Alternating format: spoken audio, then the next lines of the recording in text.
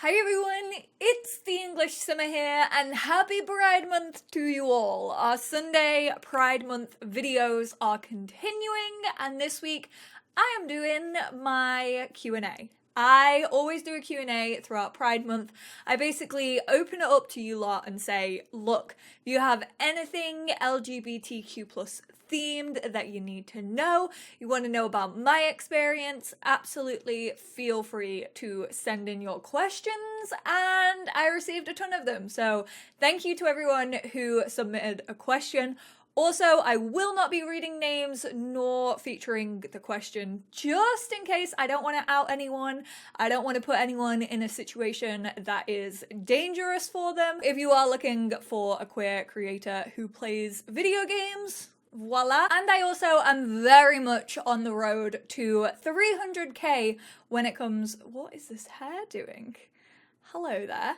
When it comes to 300,000 subscribers. So if you want to hit that subscribe button, I definitely wouldn't mind. It would be your little pride present to me to support a fellow gay, if you will. Apologies for the continuity errors, but the sun just started absolutely blasting through my window, and I just couldn't be bothered to keep messing with my camera settings, nor put you through the Mancunian, wild weather that we always have. So the first question is, what are features you wish were in The Sims that would better represent the LGBTQ plus community? And of course, the obvious answer is obviously pronoun options. However, I would also love to just see a non-binary option as well, because Create a Sim is still very, very binary. I just like a third gender setting that is just nondescript, non-binary, and you can still maybe choose between the binary frame, so you can go for a feminine frame, you can go for a masculine frame. I think that would be great to have in The Sims. I don't know if it'll ever come in The Sims 4. Hopefully it will be in The Sims 5. And I really loved the update that gave you clothing available for anyone, that they unlocked it. However, I kind of wish, since getting that update, they sort of made the effort to make the clothes look better on the opposite frame, because I mean, especially when you try and put feminine clothes on masculine Sims, it definitely just stretches and it looks a little strange to me sometimes. Not everything, but a couple of things definitely do. And I just wish that there was more of an effort to make the clothes look better. Again, I don't think that's ever going to be fixed in The Sims 4, especially how many assets we have now up until this date.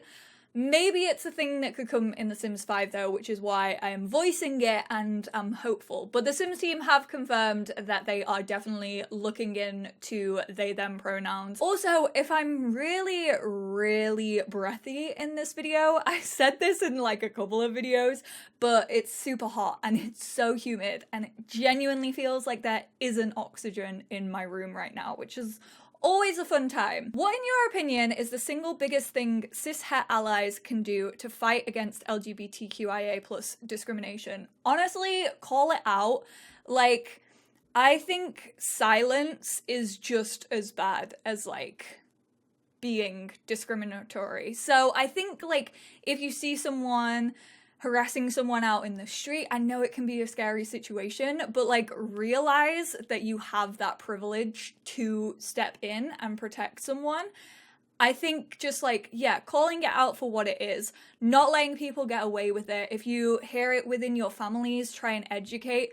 I always try and educate unless someone is just being so ridiculous and will not accept anything that I'm trying to tell them. I will probably give up eventually if I feel like I'm hitting my head against a brick wall, because that's just not fun for anyone.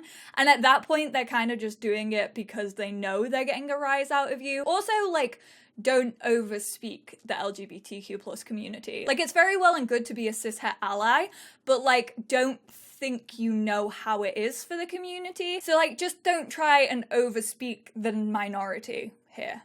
I say that in every situation, not just when it comes to LGBTQ+, but when it comes to ableism, racism, transphobia, anything like that, just don't try and overspeak the minority, because you haven't lived it personally, and I'm fairly sure they know what they're talking about and they know their life experience. As a gay woman, does it really get on your nerves when straight men hear you say you're gay and then for some reason in their heads and out of their mouths come, "Can I watch or fancy a threesome?" Sometimes I wonder if straight men know what the term lesbian means.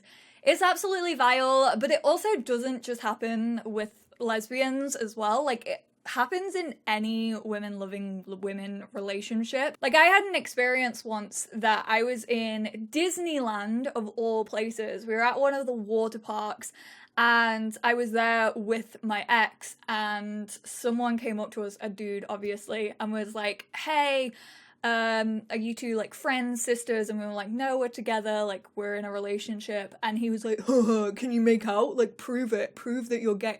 And we were just like, "No, we're not gonna fulfill your fantasy, like piss off." I hate, and it's why I like did not label myself as a lesbian for so long.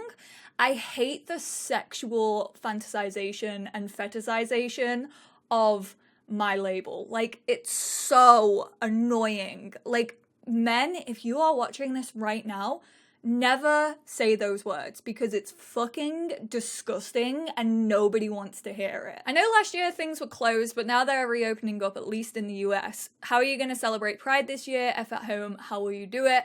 See, Pride's weird for me because like I celebrate Pride Month and I like stream and I do these videos obviously and I like celebrate my sexuality, but like our local Pride, like our Pride festival, isn't until August. So then like obviously I go out and like celebrate Pride with my friends when I can. This year I'm not doing anything. I haven't bought tickets for Manchester Pride. I'm not going to Summer in the City. I basically don't want to risk it. My mum is still in a high risk category even though like she's double vaccinated now and I have one vaccine, and by that point I'll have two. I just don't want to risk it. I don't think it's safe, especially in Manchester right now, so I'm not gonna be doing anything physical for Pride. But I mean, to be fair, I celebrate Pride all year long. Like, I'm gay all year long, so I'm just gonna continue being vocal and being out and being proud. Ooh, I love this question. Favorite LGBTQ plus movies, books, games, singers, etc. Okay, so I don't really listen to a lot of LGBTQ plus singers. Like, I go through phases in music. Like, literally all I've listened to recently is Taylor Swift. I love Halsey. I think Halsey is a great singer. Also, MXMtoon. She is playing Alex Chen's singing voice in Life is Strange True Colors, which comes out in September. I'm very excited about. So I've started listening to her pretty recently. Absolutely love her. Think she's great. Movies, I, again, haven't really kept up with WLW movies recently. Just like, I haven't even watched Portrait of a Lady on Fire. What's it called? I haven't watched that. I also haven't seen Ammonite. I haven't seen any gay movies recently. When it comes to books, The Seven Husbands of Evelyn Hugo, I read that recently. I fell in love. Evelyn Hugo is an absolute icon. I also read Red, White, and Royal Blue. I thought that was great. That's an MLM book. And then right now I am reading Last Night at the Telegraph Club. So I've really just got back into reading, but those ones are what I'm reading or have read recently. And Book Talk is great. There's so many gay people on Book Talk who like give advice on what to read. It's literally chilling on my desk. But I also just picked up One Last Stop by Casey McQuiston. They are the same author who did Red, White, and Royal Blue. I always trip myself up over that title. So this is Casey's new book, but this is about women loving women instead of men loving men. So I'm excited to read this. I'm gonna read it on holiday. I'm buzzing. Also, games. Gone Home was literally like one of the first games that I played that had like really strong like LGBTQ plus rep, and I didn't actually know. When I first picked up that game, I had no idea that that was the main storyline, and it hit so close to home. It's a very small game. You can probably get through it in like a couple of hours, but the storytelling is beautiful. I cried trigger warning, there is like hints of like homophobia and stuff like that, so I just want to put that out there. But that was a super powerful game. Obviously, you all know that I love Life is Strange, the first one, the prequel, and the second. And I'm going to be playing Life is Strange True Colors on my channel when it comes out in September. So excited for that. Next to The Sims, my second favourite franchise. If not tied position, I love both of those games so much. How to overcome comp-het, which for those of you who don't know, I have to read this or else I will mess up on these words, but it means compulsory heterosexuality. So basically the assumption that I, being a woman, should love men and men only, basically. Or that people just, like, assume I'm straight off the bat. Or also, like, internalized comp-het. I feel like I didn't really struggle with, like, comp-het from outside sources all that much. Because, like, I guess growing up with a game like The Sims from a very young age and sort of being able to romance whoever you want to romance in a game, like The Sims genuinely did help normalize sexuality in myself so much. And I know I've said that so many times, but it is still true. And I think I more like internalized it myself, like I should like men. Like I think it's really a thing that happens in your teen years because you like start to notice that people start paying attention to boys and like everyone's like forcing you to kiss people and like go on dates or like tell the boy you fancy him and stuff like that. So I think I really struggled with it when I was a lot younger, to be honest.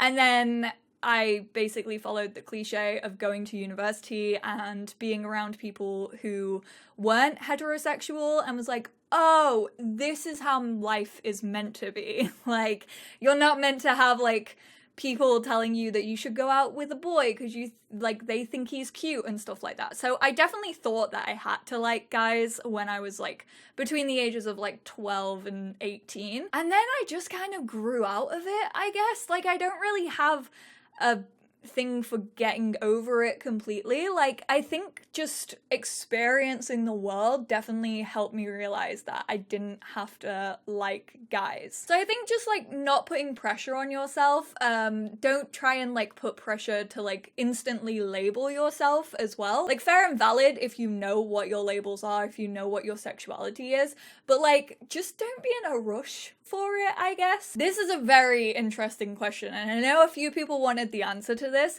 How did you know you were lesbian and not bi? So, like I said, I kind of started to like question myself throughout university, which is seen as later in life for a lot of people, but I was only like, what, 18, 19 at the time? Like, I think I liked girls before then and found women attractive, but I never really thought about it. Like, I just don't think I was a very sexual person when I was younger, so like, I never really fancied anyone, to be completely honest. I definitely found people attractive, but I never was like, oh, these are romantic feelings. So it was only really when I was older, and then it was really scary to like stop calling myself bi and actually accepting that I was a lesbian, because lesbian was always such a dirty word when I was growing up. Like, the only time you would ever see lesbian is like on a porn site, which is why I almost cried when Twitch opened up their tags and there's now like a lesbian tag and I can like proudly stream under a lesbian tag and like not have people just like fetishizing me for it. Like, don't get me wrong, that still happens, but it's like so nice that it's now so normalized and it feels like I'm owning that again. But I really was scared because I didn't want to invalidate bisexuality. Like, bisexual is such a real label. Like, no matter what presenting relationship you are in, you are still bi and you are still valid if that's the label you choose. And it was kind of like I didn't want to invalidate bisexuals and also have people be like, well, bisexual is just a stepping stone and you just proved it. Like, that's such a toxic mindset to have. Like, I fully believe sexuality is on a spectrum and it can like sway and change at any point. That's just the way I believe in it. And so I think it's really toxic to have those people saying that to you, and it's exactly why I held on to the bi label for so long. But again, I think a lot of it was like my comp-het and being like, no, you're attracted to men. Once I got over that and was like, no, I don't have to like guys. Like, I don't need to hold on to this. What do you think needs to improve in gaming for LGBTQIA+? I think we need more LGBTQ+ people in power. And I just mean that in like writing rooms, in like developing the games. I think once you have those people on teams and with like voices, they also want to represent themselves in the most positive way. And I think that's what we need. We need the sort of gates to keep on being opened, and diverse hiring definitely still needs to happen in all walks of life, in all forms of diversity, race especially. And yeah, I just think we need to continue doing that and giving these people voices, and that's how we're gonna get the representation that we want to see. And enough of like the no more politics in gaming. Like, my sexuality isn't politics. Like, it's literally just who I am. Like, stop. Did I ever question my gender identity? Not really. I definitely grew up as a tomboy. Like, I like love sports. I love dressing in boys' clothes. I hated dresses, which I don't think was internalized misogyny. I just think that's what I liked as a kid, and that's like the way that I wanted to look. Like, I don't think it was anything against like, ooh, girls, ooh, girly stuff. I think that was just my interest. Or maybe I'm just saying, maybe it was internalized misogyny. I don't know, but I'm over it. I mean, I still don't wear like dresses and skirts now. I have them, and like I'll wear them sometimes, but it's just like not me. Like, I don't feel like myself in like dresses and skirts and stuff like that, unless like it's really hot and I'm just like, oh, I fancy wearing a skirt today. So I don't think I ever really questioned my gender identity. Like, I would used to like, you know, that thing where you like flip your hair over and put like a baseball cap on because you just want to see what you would look like if you were a boy. I feel like a lot of people went through like that phase, but yeah, I never really questioned my gender identity, really. Like, I've always known I was a girl. What fictional character would you say was your gay awakening? But Chloe played a really big role in this, I have to say, even though it's literally the most toxic form of queerbaiting ever, and I'm not proud of it, but I shipped Becca and Chloe from Pitch Perfect so much, and that's really when I started to get like into fan fiction. However, before that, I did also really like Misty Day and Cordelia from American Horror Story Coven. So maybe those two. Those two were actually definitely before Chloe, and then also Cosima from Orphan Black.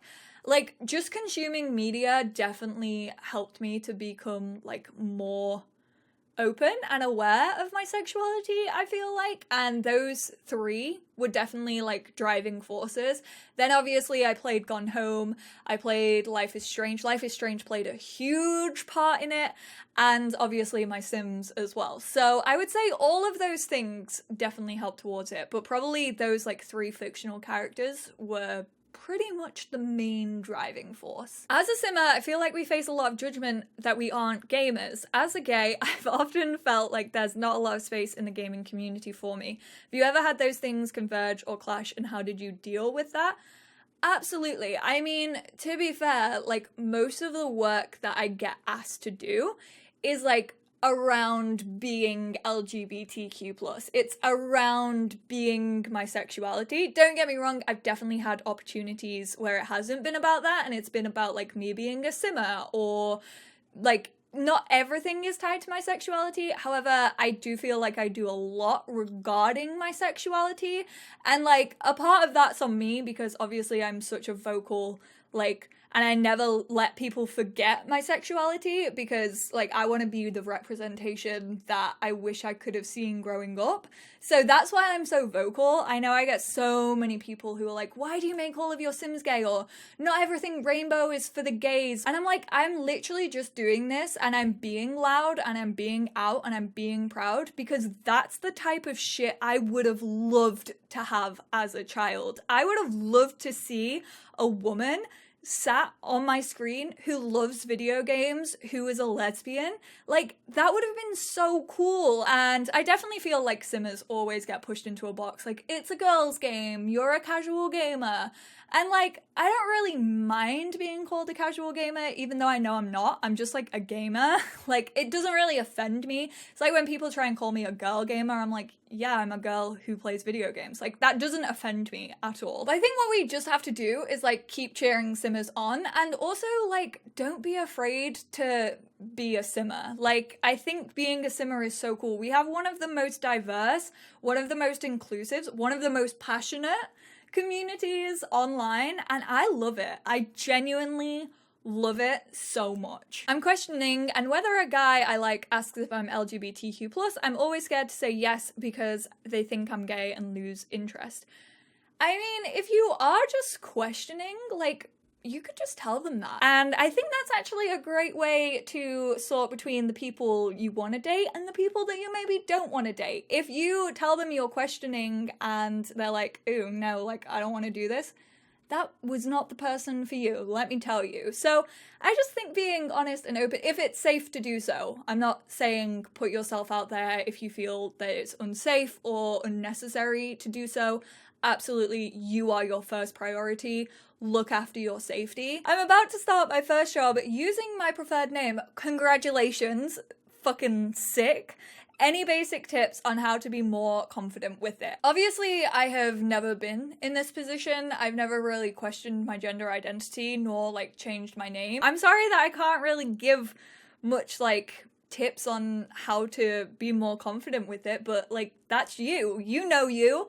You know you better than anyone else, so absolutely go in there and smash it. I was wondering if you could touch on or discuss if you have any experience being out and proud in the workplace. I'm entering my very first job at the end of the month, and I'm worried about being out around my co-workers.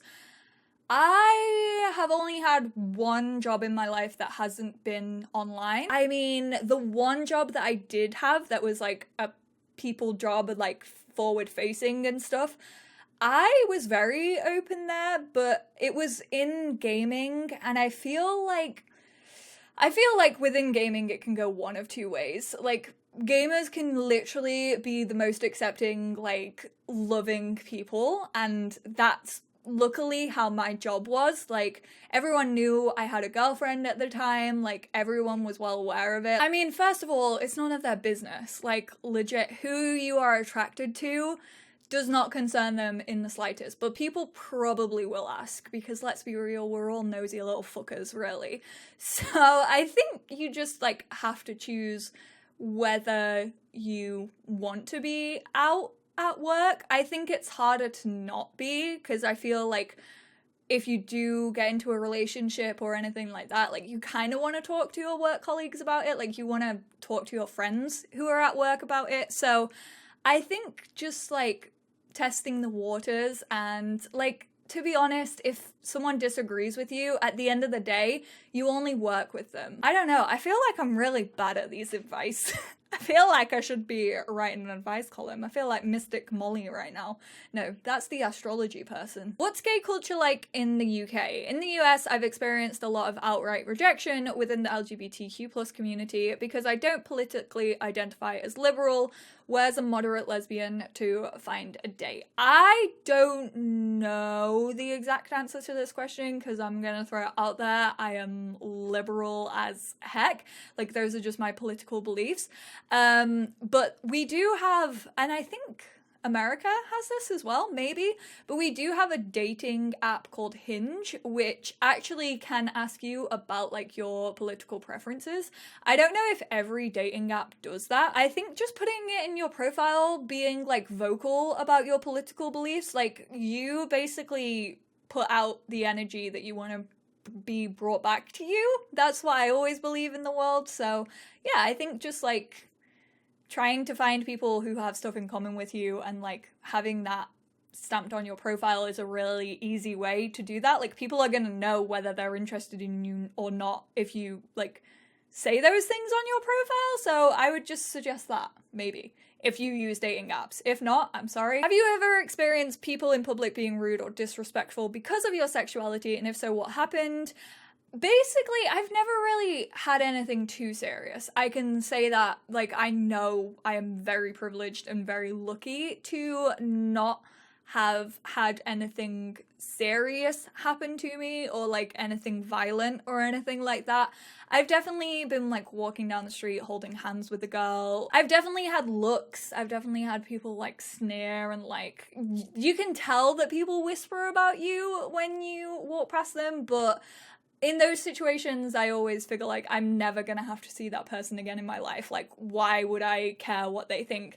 It's kind of the exact same way I go about like hate comments and stuff like that. Like, you don't know me, I don't know you. Like, you judging me based on who I love says more about you than it does me. So I just kind of brush that off. And then the only really other negative thing that I've had has definitely been like dudes coming up to me and being like, prove that you're gay. And that's just like, no, I'm not gonna do it. You're an idiot. Piss off.